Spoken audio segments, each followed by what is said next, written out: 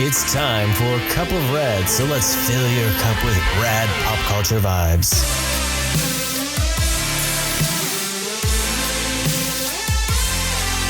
And now your over-caffeinated hosts, Mike and Katie.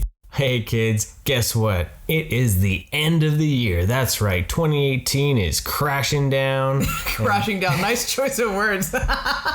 And 2019 comes out of the fiery ashes like a phoenix, right? Let's hope. That's what we always hope every year is. Every single year. That's a good way to think about it, as a phoenix idea. Yeah. Okay, look at so, that. Anyways, welcome to Cup of Rad. I hope you have had a marvelous Christmas season and going ahead with whatever your New Year's plans are. Hopefully they're sitting back with a good cup and listening to Cup of Rad.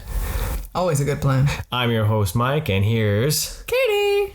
And we're going to give you the best of 2018. Yes. So. Because, I mean, we've only been doing this for the last few months, so there was a lot of the year that we never got to share with you. That is true. And I wonder if any of that year will seep into the best of 2018. Dun, dun, dun. Sorry, we had to add dramatic. Yeah, we don't want to pay for music. Sorry.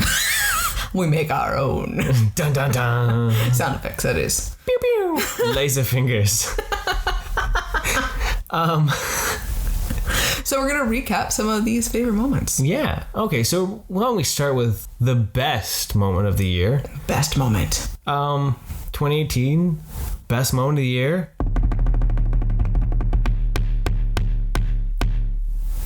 Starting the podcast. There you go. There you go. You are part of this because you're part of the best moment of the year. Aren't you excited to be involved? You know, it's something we talked about for many years, and it was something we toiled around with, and then we decided to just jump in. And I told him, I was like, you know what? Look up how to do this. Just figure it out. And he did all the research, and I was like, okay. Let's just do it. So, we're having fun. It's a little hobby. It's our way to just sit back and talk about things and have some fun. And hopefully we're entertaining and you all enjoy it. So, yeah. But yeah, that's one of our best moments of the year. Besides that, I think our true, moment that was out of the house doing something. Yeah. Not really movie related. Just life-changing that we can share with people. Yeah, it would have been, I think... Meeting Kevin Conroy. Meeting Batman. Yes. Meeting the Kevin Conroy. The Batman. It was fantastic. He was so... And if you've listened to that podcast, which many of you have, he was a fantastic person to meet. And I definitely recommend it. Every moment from when he got out there, just even when we were standing in line before we even talked to him, he was still the way he introduced himself and all that, it was fantastic, and it was just a happy moment. You felt glad to give the man your money. Yes. It wasn't the after. I was like, shit, what have I done? Did I really need that? Right. Do I need to have that memory? Was it worth that? Yes, it was worth every moment. So, Kevin Conroy, if you're listening, you're awesome. You are on the Cup of Rad Hall of Fame. Yes, indeed. So, not many up there yet. No. Rob Paulson, definitely Maurice on LaMarche, and thank you, Fan Expo. Yeah. You have a lot of expectations for our next so around. There's only 68 Figure your more shit days. Out. Not much time until the next Fan Expo, which is surprising because it's in March for Vancouver here. But so voice actors are definitely, I think, our choice to meet. Yeah. So hopefully this year there'll be some awesome ones. Yeah. So those are our two top movements, I think. Yeah, I think so too. Okay, so our biggest surprise of the year, either for our current fandoms or did we create new fandoms? Yes. So what was your biggest wow moment? Honestly, for it was a new fandom for me, but was my enjoyment of Riverdale. Yeah. Because I had seen the merch at Hot Topic and I'm like, what the heck is this? And you know what? Honestly, I equated it with something like Twilight or something like that. And I had no idea what it was. And then Mike one day had mentioned it or something like this. And he says something about Riverdale and he says something about Archie. Mind blown. I had no idea that these were anything that it was related to Archie in the comics. I knew who Archie and Betty and Veronica were and Jughead, but I had no idea. So all of a sudden I was more interested in it because I wanted to know what it was. And then we started watching it and then I can't stop watching it. Yeah, you got sucked into that. I got sucked into it. Yeah. And then all of a sudden the merch was awesome. And No. There goes to show you, folks. Just because you don't know something doesn't mean it's Yeah. Do your research first. Yeah, and give it a chance. I just never really gave it I do depend on you a lot, Mike, to tell me, give me information about things and to kind of keep things on my radar. This podcast is helping me a little bit more be my own person, I'm not gonna lie. So, but with Riverdale, I was really surprised with that, and now I have all sorts of... Well, you blasted through the first 2 seasons. Yeah, and now we're being able to check out some of the new graphic novels from our library. Yeah. And so I've been reading some of the new comics. Yeah, the that. Mark Waid stuff. Yeah, and that's really fun. And as I say, I have my Veronica dress, and I have my Riverdale, sweatpants and sweatshirt, and I have my jewelry. Your school spirit. My school spirit. Well, what is it about the show that you like? You know what? It kind of feels that niche that I loved about Smallville, that different type of a drama with that in the high school aspect. But I think I liked the interesting adventure and the action and the drama between things. Oh, it was a mystery, right? Yeah, and then I like the crimes that they were solving and the weirdness. This season is definitely weird, and I want to know what's going on, but it's drawing out a little too much. Yeah. But I like the problem solving. Yeah, it was like detective drama. It was kind of like Scooby-Doo. Yeah, like right. and that exactly a Scooby-Doo type feel, and I thought that was really interesting, and I like the characters. You know what I like about them is the 4 main characters themselves are not evil or too mopey. When Archie became too mopey, like this he season? Was irritating me.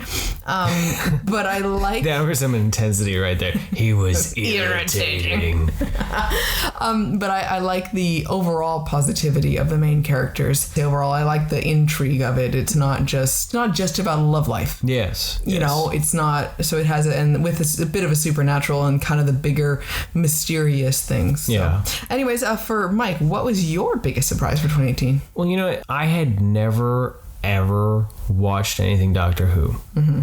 And our son, whenever we went in Hot Topic, he was always like, what's this? I was like, I don't know, it's Doctor Who. I have no idea. I can't tell you anything about it. So yeah, we'd be able to recognize the image of it. The TARDIS and those things. And yeah. So never watched any of it. And then I started seeing some of the trailers for the 13th Doctor. And I was like, that seems kind of quirky. That seems a little interesting. And because I could never really figure out where to start, because when it was on Netflix, I never watched it. Yeah. And now it's not on Netflix, and up in Canada it's not on Prime. So I gave the 13th Doctor a try, and I really dug it. I started watching, I watched all that season, and I love the quirkiness, the weirdness, the confidence. You have fallen right head over heels into it, for sure. Right. It's like everything is Doctor Who right now. Yeah. Well, no, because it's interesting. I like that quirky characters, the ones that are like super confident and they just kind of solve things and they just go off in their little world. And I don't know if I can relate to that. I think you also like the format for the fact that each episode can kind of stand on its own. Yes. Because I've watched them with you and I still feel like I enjoy the story, even though I hadn't watched the last 5 or 6 of them. Yeah. And that's what it feels like, because like every episode, it takes me back to when we first watched Supernatural, when every episode almost was its own thing. And then like you get to like 3 episodes and then it all ties together and you're like, oh yeah. Or it gets to the end, you're like, oh, right. So I really was digging that. And then I found out the library had the modern Doctor Who stuff. So I was able to, I blast through the 9th Doctor. I got through the first season of the 10th Doctor, David Tennant there. And it's been really fun. Like I really, really got a kick out of it. And I've totally sucked into it. So it's been kind of fun to be like, well, yeah, now I can explain something to our son. And oddly enough, now he's just like, oh, okay, I don't care about it. That's nice. It's not a mystery anymore. It's not a mystery anymore, so I'm done. You guys are good. He seems to be enjoying that you're enjoying it. He watched one episode with me. He watched one with David Tennant, and it was about a werewolf. I figured it turned out to be an episode that I was just like, oh crap. It's about a werewolf, and it's a lot more intense than all the other episodes that we watched. So sure, why not? So yeah, of course. It's good science fiction. Yeah. And fantasy, and like the 9th Doctor, I found he would be a little bit creepy, a little bit more. When he switched to David Tennant, he had a little bit more charm to it. Yeah. The only thing with David Tennant was because I hadn't really watched David Tennant in a lot of other things or seen him, except for DuckTales. So when I was watching it in the first few episodes, all I heard was Scrooge McDuck. Yeah, Uncle Scrooge is a Time Lord. Yeah, that's what. And then, but then I got thinking when we were watching those episodes of DuckTales, And it's like there is talk of time travel and alternate dimensions and all these things. It's like, wait a minute, Scrooge is a Time Lord. Exactly. Right? Like, did they write that in there when they hired Tennant? Yeah. Because he's such a big, famous part of his history. Yeah, because like that's that one episode where he did the time travel, especially with the Christmas episode. Yes. But then there was the one that talked about the fact basically he went to another dimension. That's why he's so young, is because he was in another dimension or something, for like right? 70 years or something like that. Yeah. Like, so they made those like. Did they plan that? Like, yeah, it's weird, but that's awesome. Next up would be favorite purchases for 2018.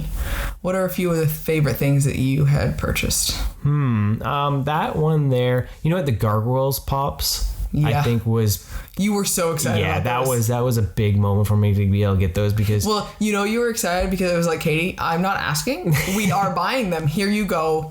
We have all of them. That is true. And that's not a normal thing. I got all of them put at hold at Toy Traders, and instantly when they called, I was like, "We're going down tonight." Yeah, I was like, by the way, we're getting. We're going down there. We're gonna go pick those up. And that was a big purchase because that was 7 pops. Yeah. In one go. So.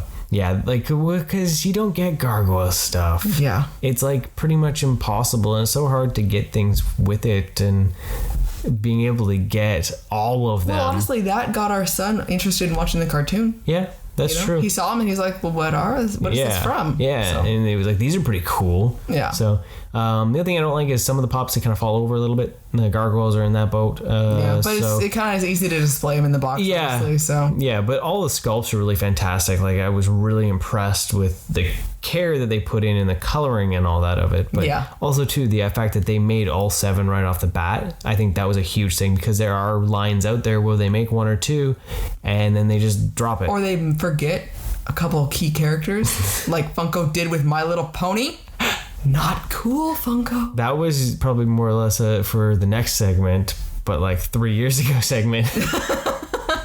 But from that, NECA really did a great job this year with both their Pennywise. Yes. The classic and the modern. They're just fantastic figures. You've been having fun with those for Christmas. Yeah. You can check out my Instagram. I've got some do not open pictures with Pennywise under the tree. The beauty was here's a fun little note. We were at a parent-teacher conference, and I got a phone call, and it was our son. He was like, I'm at home, and went to turn the tree on.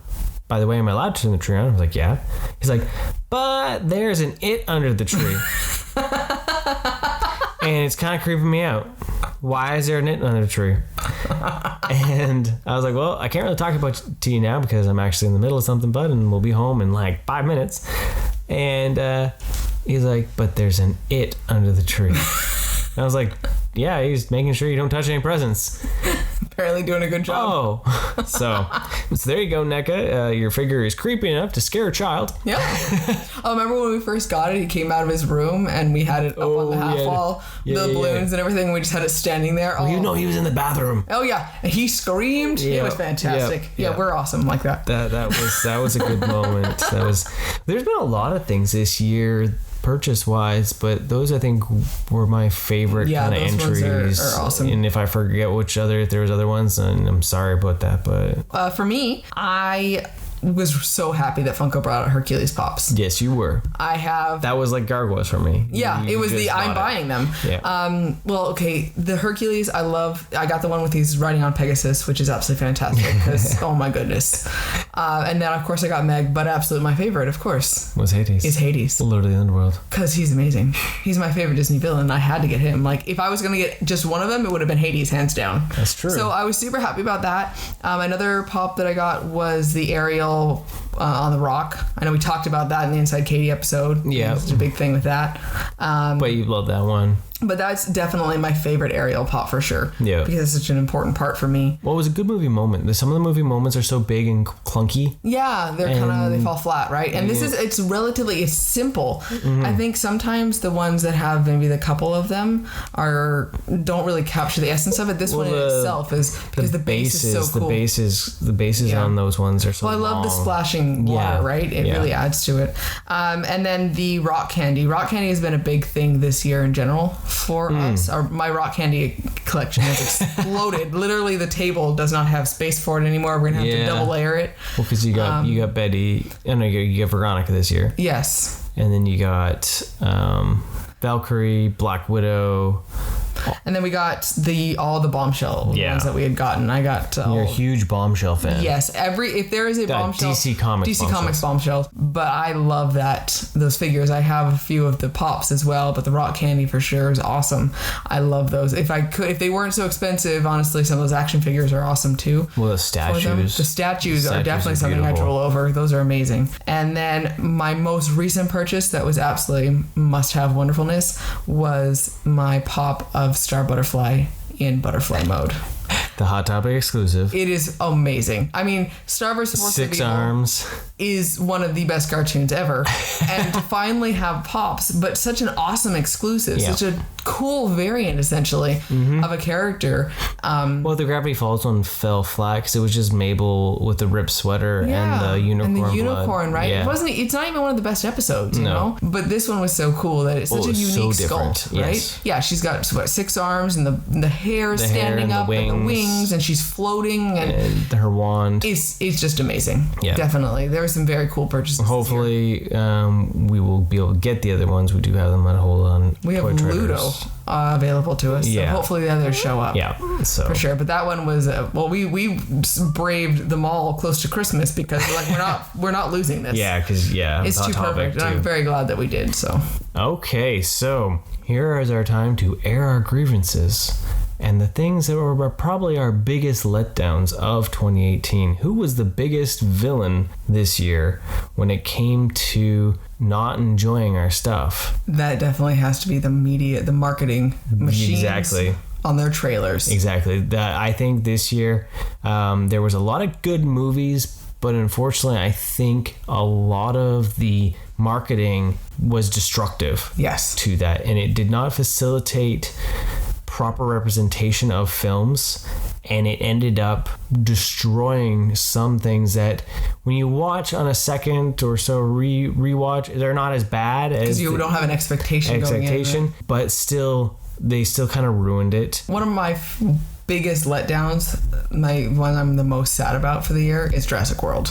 Fallen Kingdom. I love that franchise with all of my heart, and I was so sad when that movie didn't blow me away. Yeah, and a lot of it was because of the trailer. They showed so much. Yeah, and so I saw, because I went in being like, okay, well, there's a lot of cool parts in that trailer, so it's got to be just super intense other things going on the island, and then all of a sudden we get partway through the movie and they're leaving the island. I'm like, okay, awesome. We're lost worlding it all over again. What's happening? Because now I haven't seen anything, it feels like, from the trailer that was going to be for the rest of the movie. And the movie itself wasn't horrible, but it wasn't what I thought it was going to be at all. Yeah, and they took that in a different direction, and then all those things that should have been surprises were in the trailers. Yes. Like that whole scene with the T-Rex and the lion, the raptor in the suburb.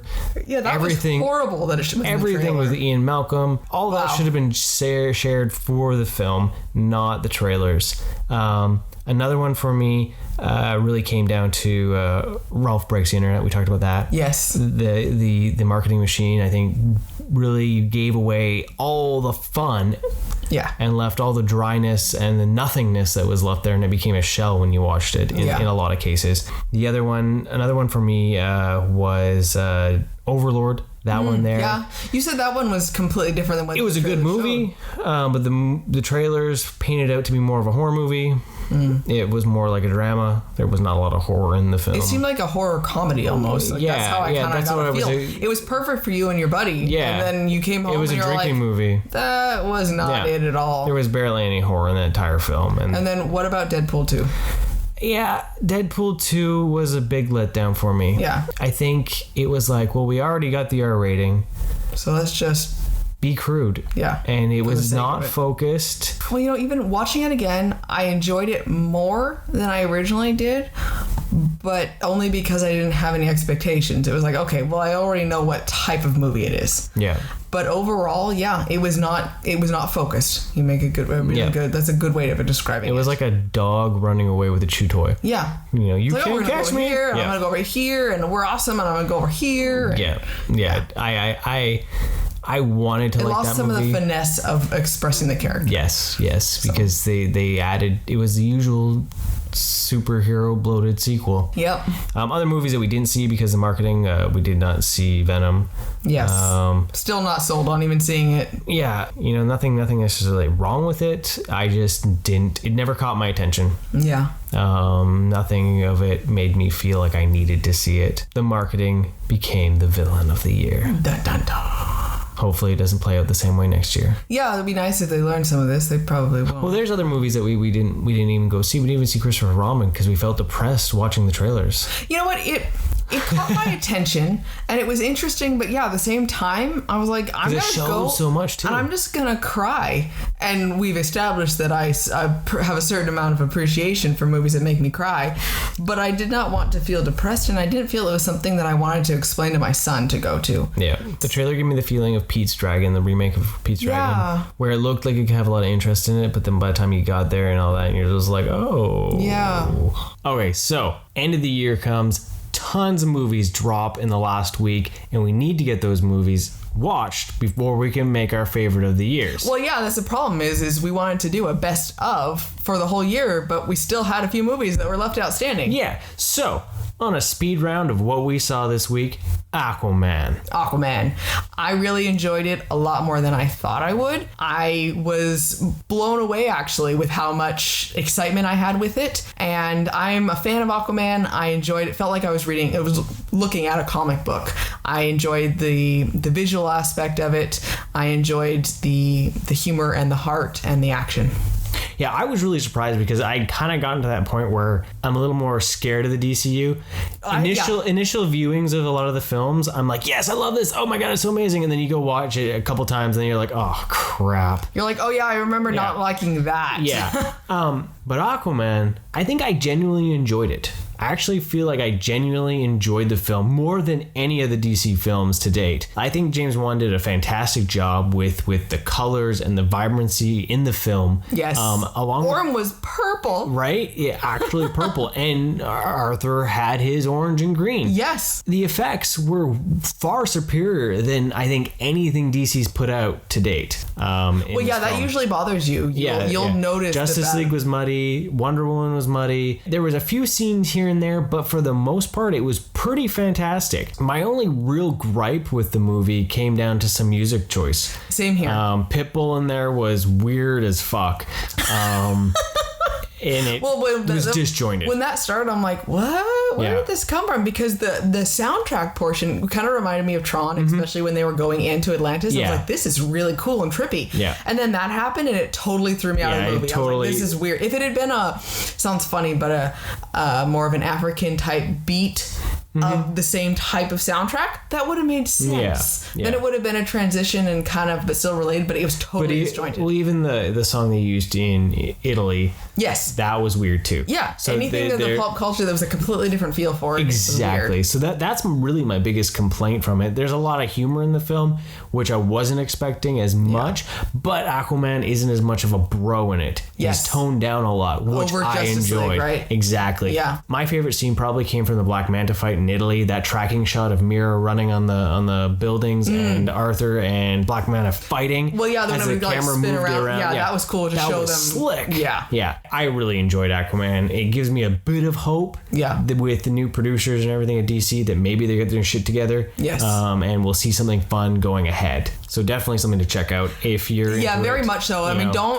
let's hope that maybe they're learning from this, but you know what, give it a chance. Don't just say, well, I didn't like the other ones. And I mean, this is a big thing for me, such a Wonder Woman fan, but I think I enjoyed this more than Wonder Woman, and I'm excited to watch it again. There you go. She enjoyed it more than Wonder Woman. It's because overall film, there was not big giant blasts of energy. Don't forget the giant. There was no giant energy blast. I was waiting for you to bring this up because this is like a huge topic for you. Is the overuse every energy single blast. DC film giant bursts of energy. This didn't have it. Yes. Except from Black Manta's eyeballs. And which is completely legitimate. So anyways, a second movie we saw. Moving from that, we went and we saw Bumblebee. Mike, what'd you think? Well, I had given up on Transformers. Yes. I didn't even see the last one. No. It's free and we won't even watch it. Yeah, it's on Netflix. I'm like, no, fuck that shit. I ain't going there. It's a waste of my time. When I saw the trailer to this, I was interested because of the styling of it. Yes. So it got me interested in seeing it, and I seen some positive reviews, and we went. We saw a lot of positive. Yeah. That's for sure. And we went at a matinee prices, so it was a little nicer to swallow. But I enjoyed it. Yeah. I was really, the opening scene alone was worth the price of admission because you have those Generation 1 Transformers straight from the cartoon battling, and it was awesome to see. It's a good way to start the movie, for sure. And it didn't let up. It got rid of all the potty humor.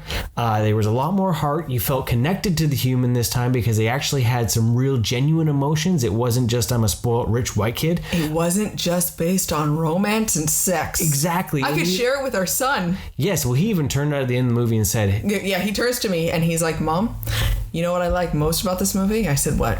There was no big, long kiss at the end, and there totally could have been, and there wasn't, and I like that. And I was like... That comes from a 9-year-old. That's awesome, because he knows that those are awkward and unnecessary. Exactly. Watching it, John Cena did a good job. I think his best line was literally they literally told us that they're Decepticons. Isn't there a problem with this? Yeah, doesn't that raise any red flags? Yeah. So there was some humor in it that wasn't nearly, it wasn't obnoxious humor like the last Transformers. Shia LaBeouf, I got plenty done with him. Yeah. Like, oh my goodness. And my only gripe really comes to the end that it potentially connects to the originals. Yes. Which they could, if this does well enough, could soft reboot and write it off and change it. But it would be smart of them too. Yeah. I really enjoyed it. Yes. Overall, I loved it. You know what? I'm just going to agree with you. I know we had a conversation. I'm pretty much exactly the same. I don't have as much of a connection to it as, because I wasn't a Transformers kid, didn't know the cartoon. So I know that same connection wasn't there, but I definitely enjoyed it way more than I thought, and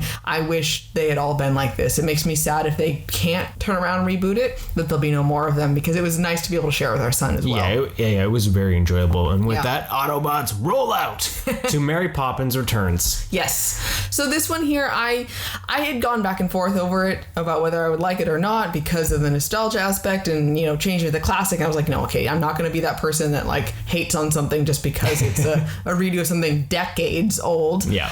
So I wanted to give it a chance, and I really enjoyed Emily Blunt as Mary Poppins. She did a fantastic job. I think she did a great job. You can still feel that same character, but it was her own. Mm-hmm. And I think she did fantastic with that. I liked the same styles of the cartoon world and the silliness and the blending right in and those types of things. But I was also a little like, oh, they're going to go and do this scene. Oh, this is going to happen. Okay, it's the same beats. Yeah, it was nostalgic and almost too nostalgic that it hit every single beat. They all had the related character. Oh yeah, that was supposed to be that person and that's supposed to be that person. Okay, they're doing this type thing, and it was almost too done. If they had a few of those, then it would have been okay. Yeah.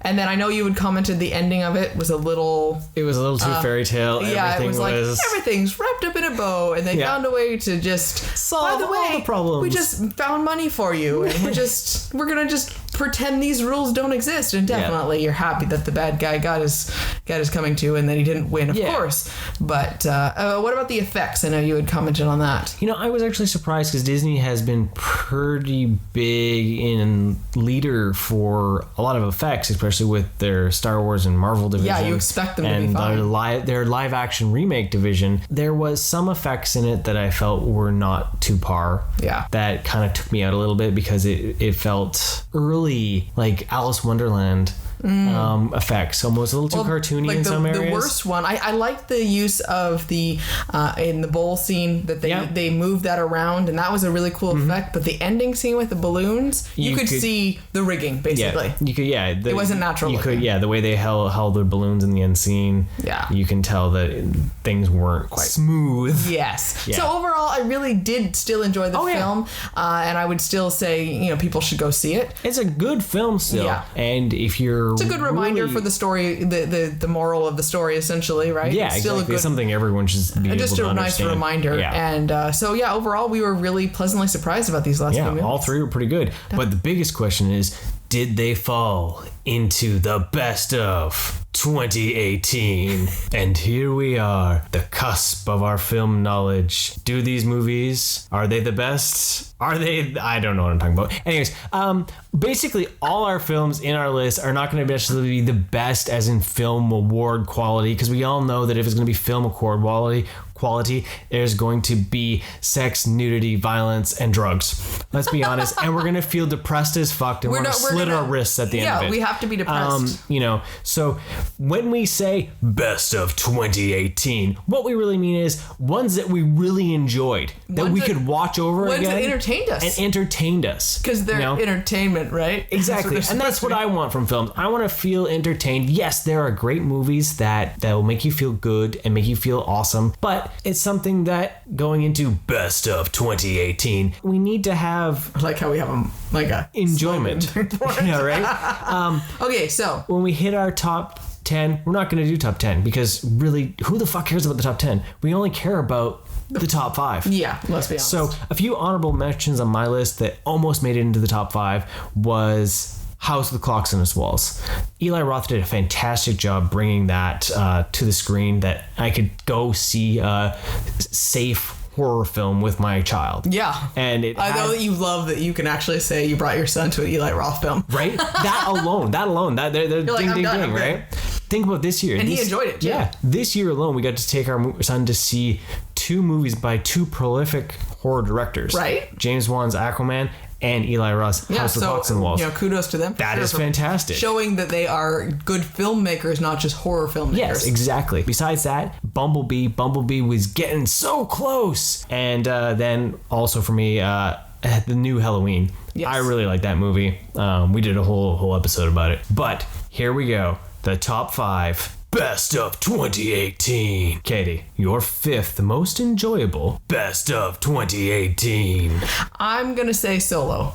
I enjoyed that one more than I thought I might. You know what? It was a good rugged space cowboy action adventure, and it was fun being able to see those Easter eggs that would kind of be like, oh yeah, okay, that's how they kind of went, and some history of things that were famous for that character, and it was just fun. Ron Howard did a fantastic job with the card he was dealt. Exactly. In the time frame he was dealt. You really fixed that one up, because that one went through some drama. Yeah, that could have been a complete train wreck, right? Yeah. And I think it had gotten to that point with all that was going on. I was worried where it would actually be. Is it going to be just disjointed and all over the place? And it was not. And I was pleasantly surprised. Yeah. For myself, Black Panther. I really got a kick out of that movie more than I thought I was going to, because I never had any attachment to the character whatsoever.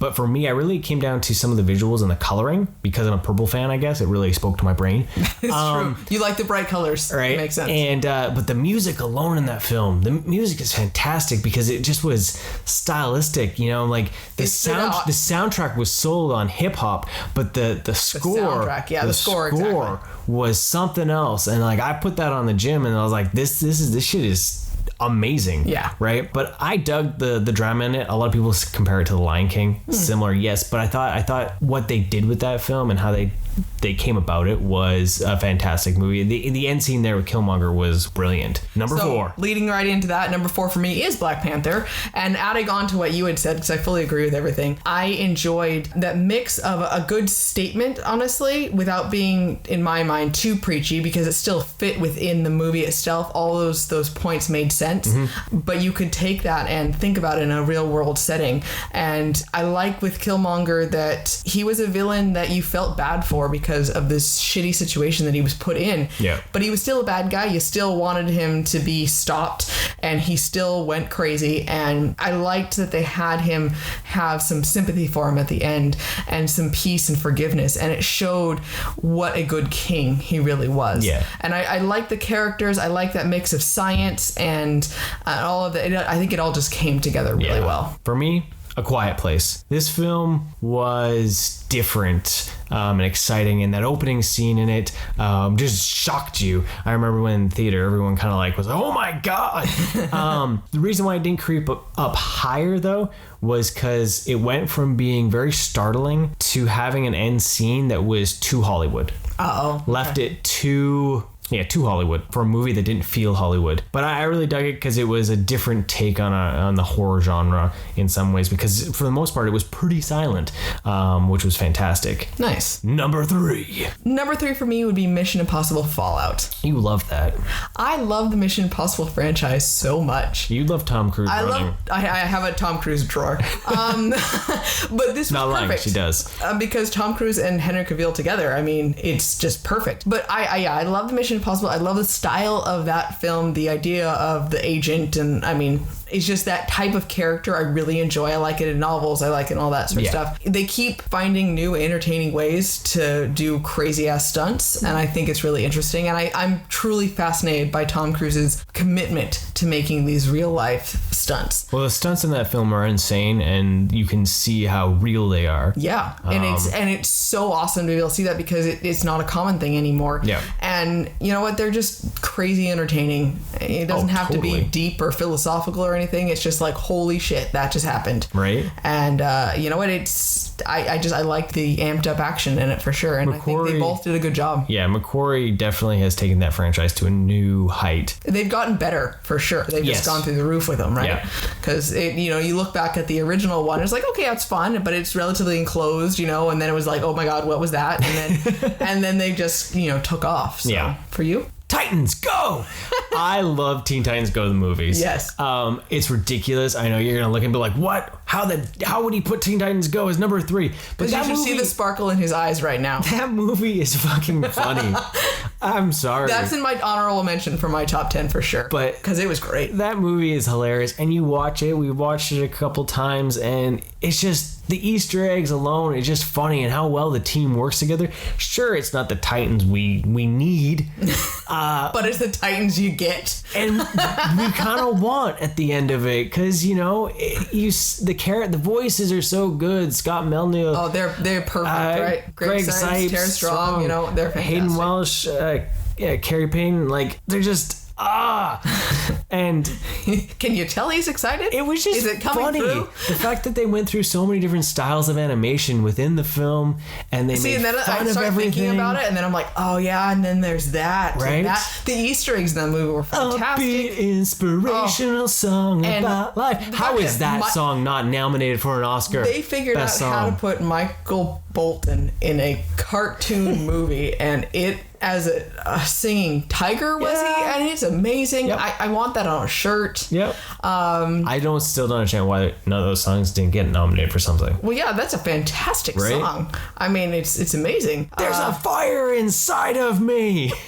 And then the running back in time and the rad so meter. Rad. Oh yeah, okay, so yeah, totally. I know we're excited about that. So there you go. It was awesome. Best of 2018. Number 2. Number 2, actually, we shared that one. No.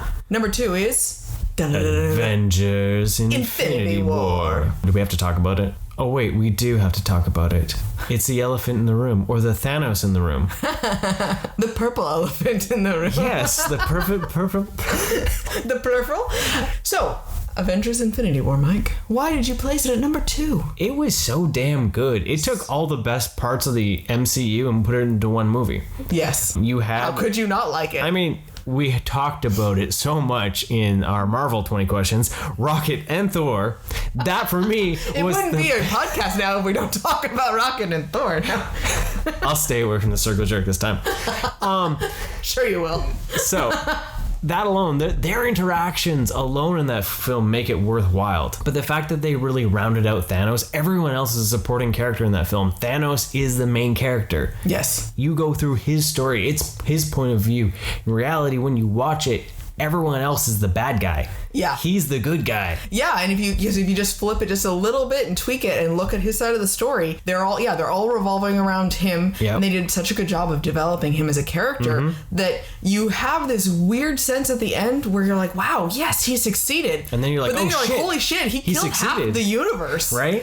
And it's terrifying, right? But you feel this sense of accomplishment that he must have about everything he went through, and a weird sense of why he's doing it.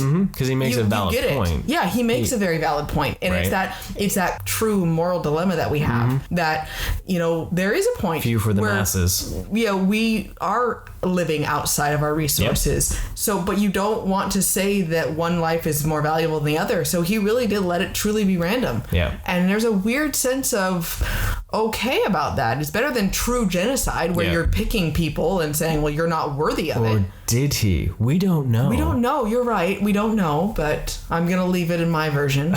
Sounds To make it a little happier. He actually had his little book. He was like, fuck that guy. You're on I my hate list. you. I hate you. I hate you. And we're bringing that back to the Grinch. That's the scene I want to see. I want to see him on a mountain with a phone book. The universal phone book, pointing names Right. out. Black Panther, I hate you. That's fantastic. But yeah, so that's why it's awesome. Is because you got to enjoy all those characters that you love, see them interact in different new ways now because you brought new people together. Yep. And then you got this amazing villain Right. out of all of it. Yeah. Some lines in it too with like Drax and Thor, that little bromance moment. That was fun. You're not a man. You're a dude. Look at this pirate angel. Right? Yes. So a little pirate angel. Anyways, we're not going to get back on Thor again. Okay. Or are we? you might want to wash that eye. Right? Okay. So Number one. Biggest drum roll. We'll just let you soak that in for a moment. You've had your few, and now Go for it. the wonderment of Best of 2018 number 1 Is Into the Spider-Verse. That film is not only the best animated movie of the year, it is the best film of the year. yeah. For We've me, already just it's not we even. talked about it recently, you right? can hear So- our whole podcast about it, but it is not just an animated movie. If you think animation is just for kids and you skip the movie just because you're like, well, it's for kids. Not at all. I'm sorry, but You're missing out You're on missing something. out because there's a reason why there's anime. It's because animation is a great form of storytelling that you can do things that you cannot do with live action because You'd never be able to make this movie live action. exactly It would never work. It would cost too much. Yeah. It would be too much. There would be muddied effects. Yeah. And people would scream. Because you can't make people actually do what those animated characters are doing. Exactly. And no amount of special effects is going to give you that same feeling. Exactly. And they did a fantastic job with bringing Miles to the screen, bringing Gwen to the screen, all of them. Yeah, you got to enjoy all those characters. And they crafted a great film that looks stunning, looks brilliant and beautiful, and is different, is some of the most spectacular animation we've seen on big screen in a long time. Yeah, agreed. We've gotten so spoiled with the computer graphics from Pixar and DreamWorks and all those ones that it all looks the same. Yeah. We forget what it's like to see good quality other animation. Yeah. So this just blew it out of the water. And those colors and everything. And then the music. Yes. Even though they use the hip hop, which is really cool that they use the hip hop because it's actually PG We hip-hop. can listen to the whole playlist with our son and not be like, oh shit, we Yep. can't have him hear that. Exactly. Which is fantastic because that's It's not normal. it's great music. Yeah. And the score in it too is spectacular. Yeah, it is the Amazing Spider-Man. It's a spectacular Spider-Man. Like, go see that movie. it's a great movie. I was blown away to have to say it almost because it was made by Sony. Yeah, I know, right? You're like, what? This is real? But yeah, it is definitely for me the best film of the year. Yes, hands down. And there you have it. That's it, kids. 2018 in review. We hope you've enjoyed it. We hope you filled your cup up this year as we close out 2018 and move into the 2019. Yay! Woo! Crack open that champagne, grab someone and kiss them when it turns midnight, and sing a song and a ditty and dance in your underpants because Things got weird. Thank you for joining us, everyone. Happy New Year. And we look forward to talking to you again soon. yeah, it'll be awesome. Thank you for listening. Love this episode of Cup of Rad? Please subscribe, rate us, and give us a review. Also, follow us on Facebook, Instagram, and Twitter for more rad content.